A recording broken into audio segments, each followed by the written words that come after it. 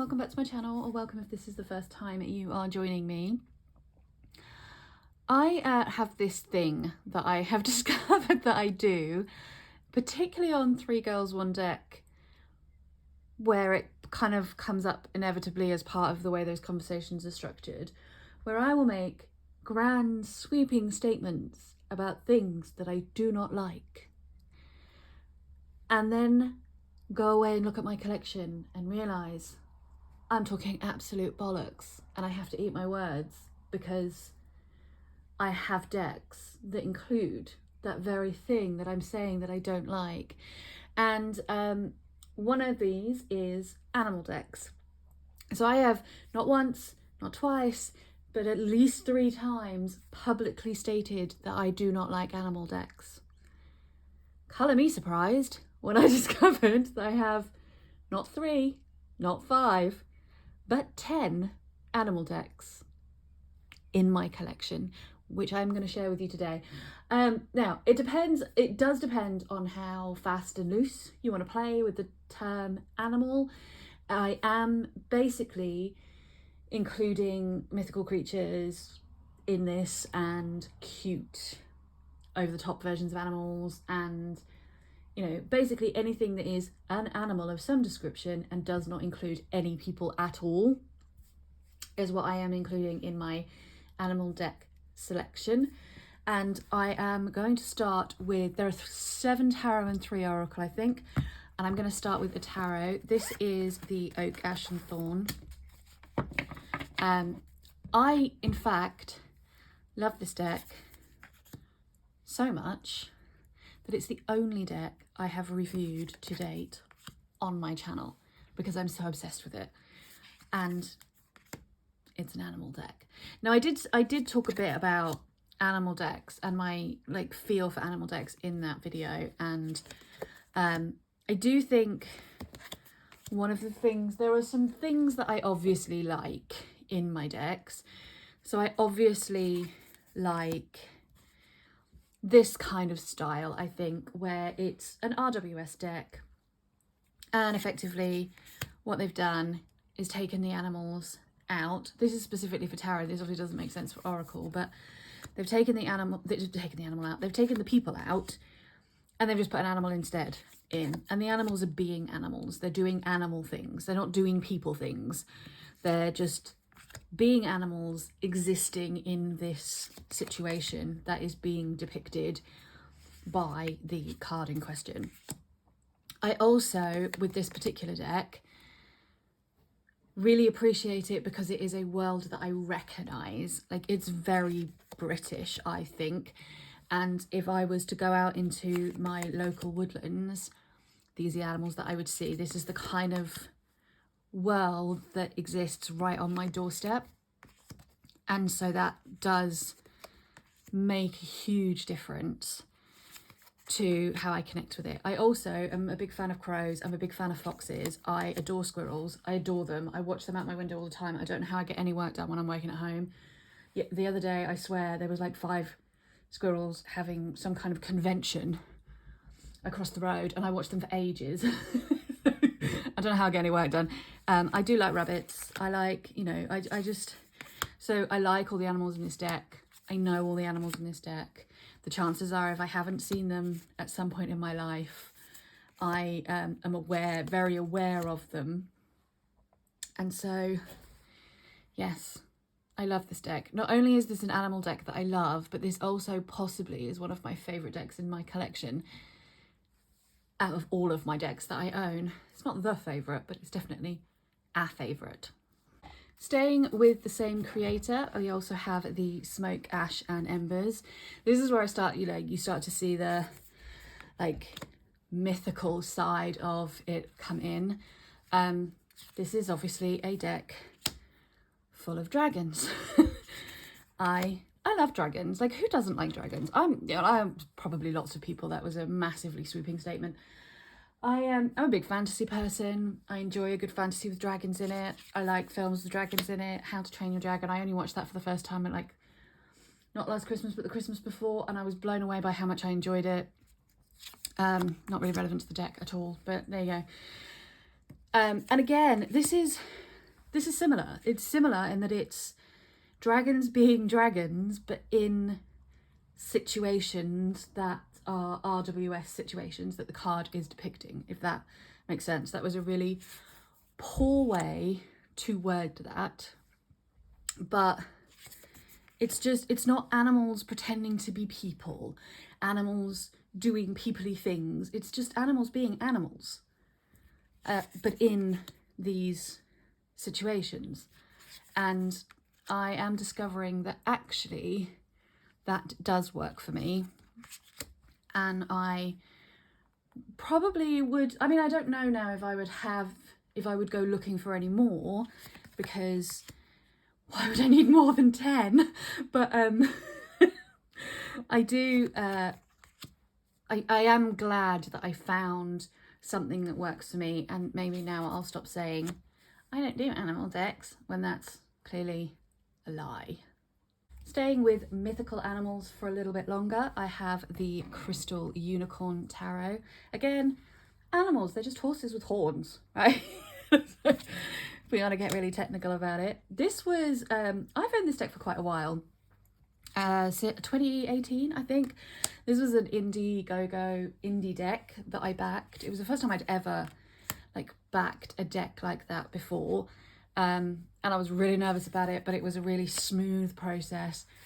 And it's it fits within both the mythical theme that I currently obviously like. It fits within the theme of animals, kind of being animals in these settings. They're not pretending to be people. They're doing the things that the people would have done, but they're being animals about it. So it fits with that. And it also fits in with another theme that I love, clearly, when you look at some of my other decks. And that's the cuteness of this deck. I really like how cute this is, and how with the colouring and the fact that it's unicorns anyway makes me think very much of My Little Pony type stuff. But it's, it's a cute deck, and that again is something that I am discovering actually works really well for me. And this one is the triple threat, because it's a mythical creature, which obviously I am seeming to enjoy, although I'm terrified of horses, but unicorns aren't technically horses. I don't know, it's who can understand the human brain, eh? So yeah, it's a mythical creature. It's animals being animals in situations rather than trying to pretend to be people. And it's cute. It's just really cute, adorable, a joy to look at. It makes me smile. So that is also a theme that I am discovering I really appreciate. Another deck that hits the cuteness note for me, literally has it in its name, and that is the Kawaii Tarot. This again is animals. They're possibly slightly over the top depictions of animals because they're so ridiculously cute, but they are animals. I mean, that is I don't know what that is, a seahorse unicorn thing, but that is an otter. We have an elephant, we have pandas, we have rabbits. So for the most part, cats. It is an animal deck, and again, it really overloads the cuteness factor, and it's also a bit surreal, and that is something that just really seems to work for me. I just, and again, they're not really being people. They're not in clothes, dressed up, pretending to be people. They're still animals, but they're just over the top cuteness, cute, adorable overload. I just love it. I love this deck so much. It's overwhelming, but in the best possible way. I love it. Another one that is cute in the weirdest possible way is the Tarot of the Magical Forest, Enchanted Forest. What the fuck is this deck called? Tarot of the Magical Forest, I think. Oh, I can't remember. I'm pretty sure that's it. Man, I'll have to look that up and just double check that I haven't butchered that and mixed it up with something else. This is another one where, okay, the animals are being slightly more people-y in this deck. Some of them are wearing clothes. They're doing more people-y types of things and less animal-y types of things. But they're just so freaking adorable, and it's a bit over the top, edging into weirdness. Adorable. Like, look at the big buggy eyes. And it's full of foxes, which makes me happy. It's cats. I love cats. You know, it's just another one of those that is just so kind of freaking weird that I can't help but love it, despite the fact that it's an animal deck, and I'm very quick to tell people I don't like animal decks. And yet I rave about this one fairly regularly. I also have the Tarot Renard. This is Foxterra, the Fox Tarot, and I have a very special relationship with foxes. If you've never been here before, I am also a pagan, a practicing witch, and I have a spiritual relationship with a fox. I have a spirit guide fox. I love foxes. I adore them. I can't go into too much detail about it. I don't really know what there is to say more than that, but this deck was a no-brainer for me. Like, a deck full of foxes, where do I sign? Apparently nowhere. I just have to click the back or whatever the button is on Kickstarter. That's how you do it. And the artwork on this is just incredible. Again, the foxes are being foxes. They're not trying to be people. They're not dressed up. They're being foxes in this situation. Clearly, that's a theme that works for me. And it's just really easy to look at. It's just really easy to look at. It's such a beautiful deck. Every single card, I know this is a weird thing to say, but every single card is like its own self-contained piece of art, which, yes, all tarot arguably is 78 self-contained pieces of art. But there's something about this, like, this is one of those decks where so many of these cards I would have as artwork on my wall because it's just beautiful. And also, I really enjoy reading with this deck. I really, really enjoy it. I reach for it quite a lot. I'm very, very happy that I have it. I don't think I feel any need to go out and look for any more fox decks, because I think this one just ticks the boxes for me and I'm very happy with it. I do, however, want a Red Panda Tarot in this sort of style. That is my new obsession of what I want. I don't think it exists. I think there is a Red Panda Tarot, but it looks very different in style, and it's not what I'm looking for. So if anybody knows of anything, let me know, because that is what I want. I want Red Panda Tarot, please. Thank you. And then the last tarot that I have is the Spiritsong Tarot. And this is kind of just, it's again, these animals are just animals. They're not doing anything. They're just being animals. But I like this one for very different reasons. I like how soft and gentle and kind this deck is. I like the positivity of this deck. I like Pauline Cassidy's artwork. I actually really enjoy working with it with the keywords, which I know isn't for everybody and isn't always for me, but on this particular deck it works. I don't know if the choices make sense. I don't know. For a lot of them I'm like, do aardvarks have any connection with the Seven of Crystals, like, which would be Earth, that makes sense? I don't know, but I'll go with that because I don't know, so I don't care. And then some do really work for me and I can see the connection, but I just trust that it makes sense and that it's mainly just an absolutely beautiful piece of artwork that I can enjoy while I'm actually reading the tarot in a different way. Like, it's one of those decks that I talked about this when I talked about an oracle deck in Three Girls One Deck. I was talking about the earthly souls and spirits, and in some respects, for me, the artwork in this particular deck is almost incidental, because I have the card name, I have like a couple of keywords, I have my own understanding of what the card means anyway from how I originally learnt the tarot, and so the pictures are just something extra that are nice to look at. I don't read the artwork with this deck in the way that I very strongly do with the majority of all of my other decks that I own. I just like looking at it. It's very shallow. It's very shallow, but I'm okay with that. And then finally, I have 3 oracle decks. So I have Spirit of the Animals Oracle. This is by Jodie Bergsma.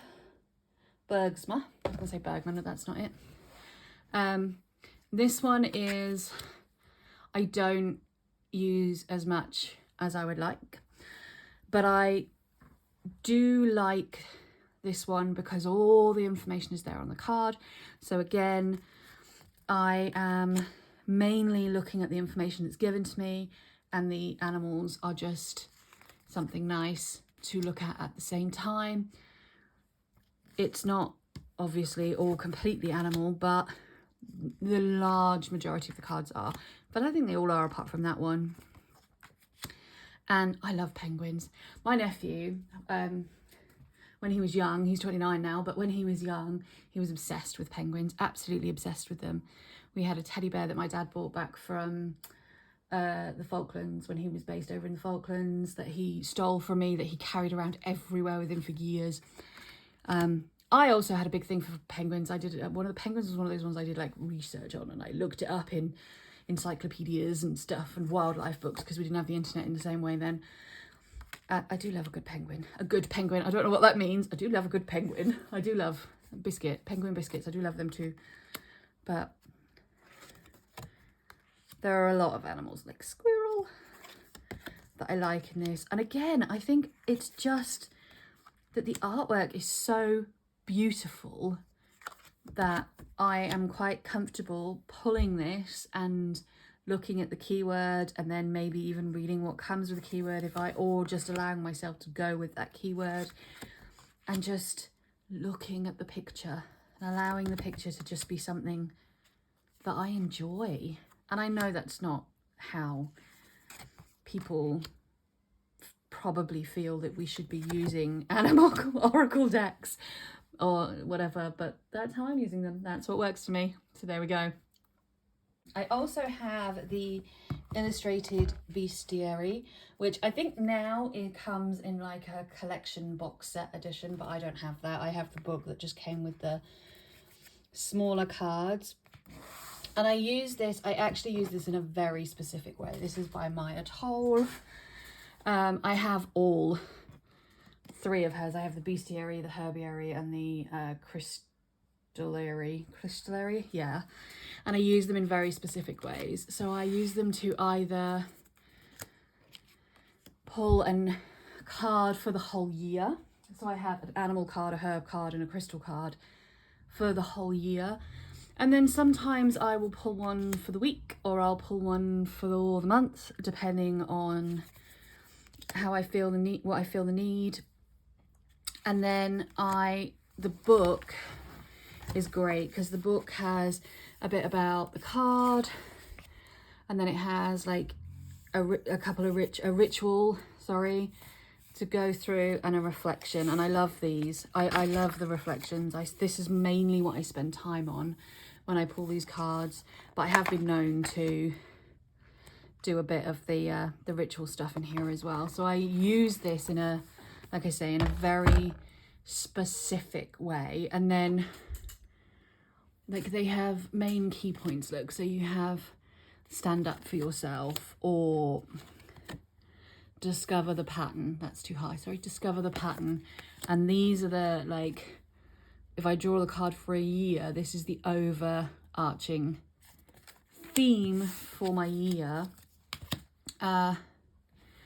if you are interested, I am happy to share with you. Oh, I got a card.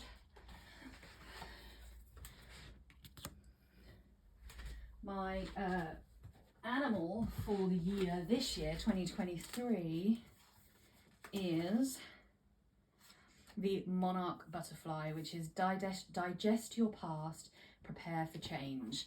So that's interesting because I'm also in a death year, so it was interesting that that card came up, because preparing for change in a death year, that tracks.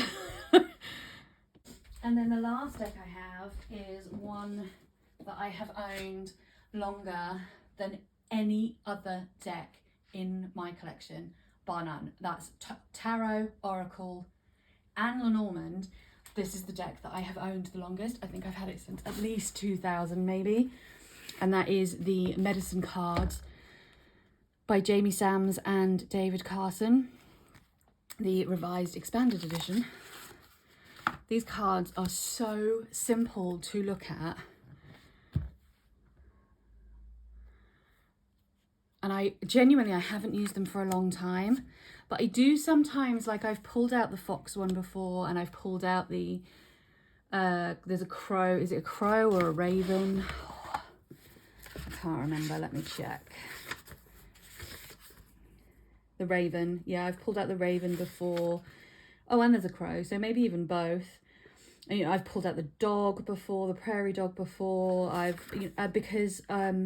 the actual dog, because it's got really good information in there about them and their energy. And I like to include that sometimes in ritual work or spell work. They're so old, they look. That and I have them out on my altar because I'm working with the energy of that particular animal. But that is something I haven't done, to be honest, in a really, really long time, and something I definitely need to reintroduce now that I'm talking about it, because it is a really powerful practice. I really love this deck. It's held up so well considering how old it is. It's got to be at least 20 years old. Got to be. And every single card is still there. The book is still in really good condition. I think I took some pages out because there was like some blank pages at the back that you could add notes, and I'd written stuff in there, and I ended up taking it out. But I don't even know if this deck is still available. I have no idea, but it is beautiful in its simplicity and how easy it is to actually use. I believe that Jamie Sands and David Carson, at least one of them, if not both, are Native Americans, and they do talk a lot about the animal medicine in this book, which is just really interesting. It's just really, really interesting to have that level of knowledge to add to working with the spirit of that particular animal. And so yes, that is all 10 of my I don't like animal decks. So the lesson here for me, stop making grand sweeping statements of absolutes because you don't know what you're talking about. And you just contradict yourself. But it's been fun to actually get these decks out and have a look, and particularly with the tarot, to see some very strong themes of what I clearly like and what I clearly look for in animal decks, and just to get a better feel for myself, like who I am and, you know, my aesthetic and that kind of thing. So it's been a really interesting exercise. Let me know what your #1 favourite animal deck is in the comments. Not of mine, but just in general. You don't have to pick one that I've shown you. You can tell me any deck that you like. Or if you don't tend to work with animal decks, why? Or what, if you do work with animal decks, what are you looking for specifically when you are purchasing those types of decks? Those are all things that I would be curious to know. I look forward to seeing you all soon for another one. Take care, everyone, and lots of love. Bye bye.